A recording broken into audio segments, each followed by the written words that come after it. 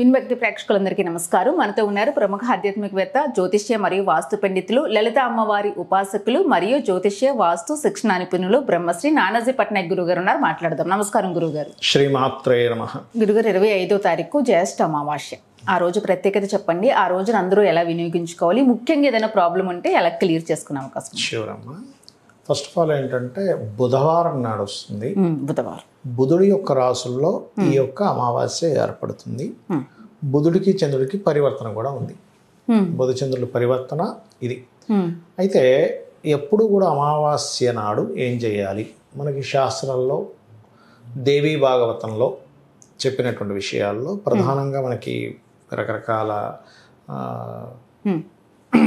శాస్త్ర గ్రంథాల్లో కూడా చెప్పింది ఏమిటంటే అమావాస్య, పౌర్ణమి విశేషమైన తిథులు, దాంతోపాటు చతుర్దశి, అష్టమి, నవమి ఈ రోజుల్లో మీరు కనుక అమ్మవారిని ఆరాధిస్తే చాలా మంచిది అని చెప్పడం జరిగింది. అయితే ఈ అమావాస్యకి ప్రత్యేకత ఏమిటి? మనకు చూడండి, రిలేషన్స్ కొన్ని పాడవుతూ ఉంటాయి. ఒక్కోసారి అన్నదమ్ములతో కావచ్చు, అక్కచెల్లెలతో కావచ్చు, తల్లిదండ్రులతో కావచ్చు, బంధువర్గంలో వారితో కావచ్చు, లేదా ఏదో అగ్రిమెంట్ చేసామండి అది నాకు ఎందుకు రాణించలేదనో రకరకాలుగా ఉంటూ ఉంటాయి. ఇటువంటి విషయాలలో ప్రత్యేకంగా ఎవరైతే ఈ అమావాస్య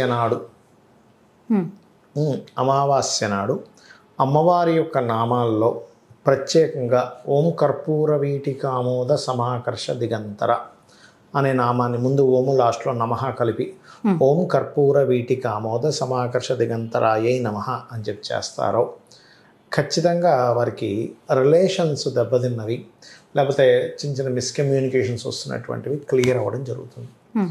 అయితే ఈ అమావాస్య ప్రత్యేకంగా మిథున రాశిలో జరుగుతున్నందుకు ఒక్కొక్క రాశి వారు ఈ అమావాస్య రోజు కొన్ని పనులతో జాగ్రత్తగా ఉండాలి.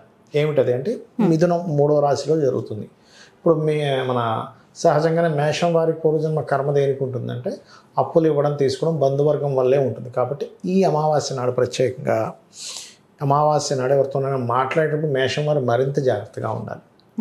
వృషభం వారు ధన సంబంధించిన విషయంలో, ఎందుకంటే ధనస్థానంలో, కుటుంబ స్థానంలో, కుటుంబ వ్యవహారాల విషయంలో, ధన సంబంధించిన విషయాల్లో జాగ్రత్తగా ఉండాలి. మిథునం వారు ఇక్కడ మిథునం వారు కూడా కొన్ని ధన సంబంధించిన విషయంతో పాటు కొన్ని ఏవో ఒక్కోసారి ఎలా ఉంటుందంటే డేర్ చేయడం వల్ల ఒక్కోసారి నష్టము వస్తుంది, ఒక్కోసారి లాభము వస్తుంది. మనం ఏదైనా సరే ఒక ధైర్యం చేసేటప్పుడు చూసి చేయాలి. కర్కాటకం వారు ఇన్వెస్ట్మెంట్స్ విషయంలోని లేదా విదేశాలకు వెళ్ళేటువంటి నిర్ణయాలు తీసుకునే విషయంలో అమావాస్య పనికిరాదు వీరికి. సింహము వారికి వ్యాపార లావాదేవీలు, వ్యాపార లాభాలకు సంబంధించిన విషయంలో నిర్ణయాల విషయాలు జాగ్రత్తగా ఉండాలి అమావాస్య నాడు. అదేవిధంగా కర్కాటకం మన కన్యవారు, సింహం తర్వాత కన్య కాబట్టి కన్యావారు చేసే జాబ్ విషయంలో, చేసేటువంటి వృత్తి ఏదైతే ఉంటుందో, వాళ్ళ జాబ్ ఏదైతే ఉంటుందో అందులో తొందరపాటు నిర్ణయాలు పనికిరావు. అంటే ఏమవుతుందంటే అమావాస్య 10వ స్థానంలో ఏర్పడ్డప్పుడు తెలియకుండా ఆ రోజు ఏదో రాంగ్ డెసిషన్ తీసుకుంటారు, తొందరపాటు నిర్ణయాలు పనికిరావు. తులవారు లాంగ్ జర్నీ చేసేటప్పుడు హైయర్ ఎడ్యుకేషన్ విషయాల్లోని చాలా జాగ్రత్తగా ఉండాలి. వృశ్చికం వారు ఇన్సూరెన్సెస్ రిలేటెడ్ సంబంధించిన విషయాల్లో, యాన్సిస్టర్స్ ప్రాపర్టీ ఈ విషయాల పట్ల కాస్త జాగ్రత్త వహించాలి. ఇక ధనస్సు వారు సహజంగానే మనకి ఇప్పుడు మౌఢ్యం ఉంది కాబట్టి ఎవరు కూడా సర్వసాధారణంగా వివాహ సంబంధాలు ఏమి చేయరు. కానీ అయినా కానీ కొంచెం పార్ట్నర్షిప్స్ విషయంలోని, వివాహం కాదన్నారు కదా, పార్ట్నర్షిప్స్ విషయంలో కొన్ని నిర్ణయాలు తీసుకుంటారు. ఈ అమావాస్య పనికిరాదు. సహజంగానే అమావాస్య మనం ఏమీ నూతనమైనటువంటి పనులు ప్రారంభించడం, కానీ మరింత జాగ్రత్తగా ఉండాలి. ఇక మకరం వారు అప్పులు ఇవ్వడము, తీసుకోవడము ఈ యొక్క అంశాల్లో చాలా జాగ్రత్తగా ఉండాలి.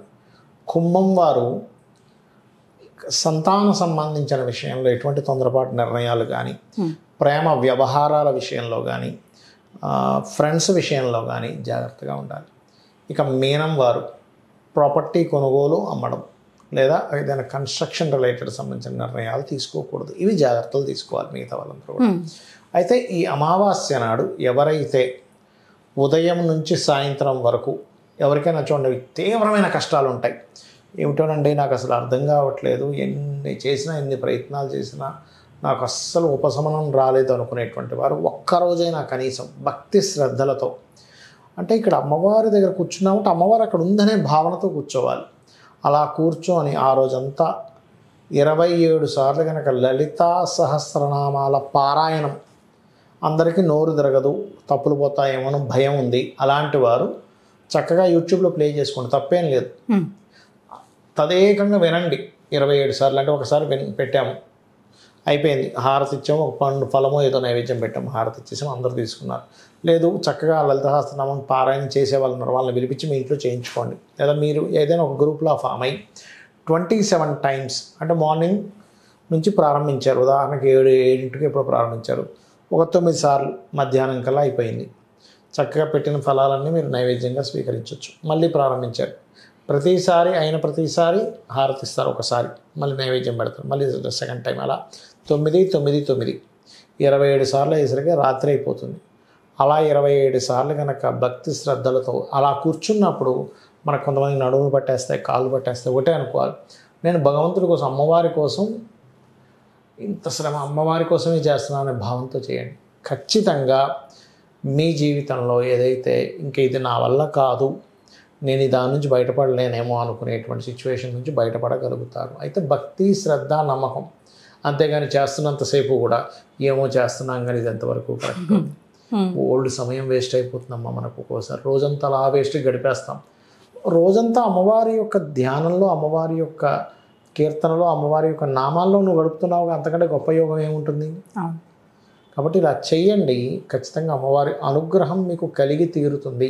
ఇంకా వీలైతే అదే రోజు ఈ ప్రోగ్రాం పెట్టుకోలేమనుకునేవారు గోశాలకు వెళ్ళి గోవులకి గ్రాసము, అదేవిధంగా బెల్లము ఇలాంటివి తినిపించడం, ఇవి చేసినట్లయితే కూడా ఖచ్చితంగా బాగుంటుంది.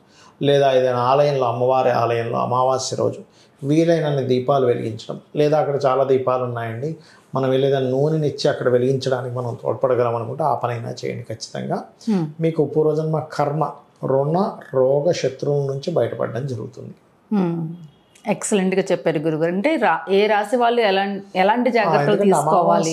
కాంబినేషన్ అనేటువంటిది ఎప్పుడైతే ఏ రాశుల్లో ఏర్పడుతుందో ఆ భావం విషయంలో కొంత జాగ్రత్త తీసుకోకపోతే ఆ భావం వాళ్ళకి ఇబ్బంది పడుతుంది. అందుకని ప్రతి ఇండివిజువల్ రాశికి ఎలాంటి జాగ్రత్తలు తీసుకోవాలో చెప్పారు. మరీ కష్టాల్లో ఇబ్బందులు అనుకున్న వాళ్ళకి కూడా చక్కగా అమావాస్యను ఉపయోగించుకొని కొంచెం బయటపడే అవకాశాన్ని కూడా చెప్పారు గురుగారు. నమస్కారం. శ్రీమాత్రే నమః.